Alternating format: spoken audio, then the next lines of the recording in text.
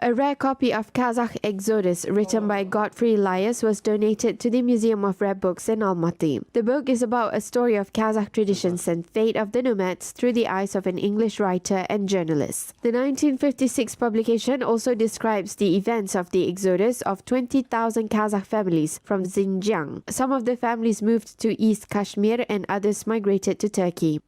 Это очень ценная книга для истории казахского народа. Во-первых, эта книга, она написана со слов именно участников этого This is a very valuable book about the history of Kazakhs. Firstly, this book was written based on stories of participants of this exodus. Godfrey Elias visited Turkey and wrote all these stories. Participants of this exodus are Kazakhs who migrated from China to Turkey. The book tells about the life of Batir Osman. He was one of the leaders of this exodus since he led the people and brought them to Turkey. Батыра Оспана. Это был одним из руководителей данного исхода. То есть он вел за собой народ и довел их до Турции.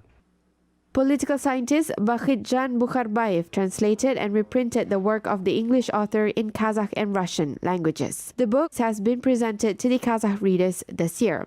Книга была переведена. The book was translated at the beginning of 2019. Bakhitjan Bukharbayev found the Kazakh exodus on the internet and he was very interested in this book and began to translate the book. In Kazakh, the book is called Aspantau Askan Urkin Kosh, and in Russian, Veliki Исход Казахов. Today, nearly 1,000 valuable exhibits are stored in the Museum of Rare Books in Almaty, including folios of Central Asian authors, ancient writings, and unique manuscripts of Kazakh and ancient Turkic scholars.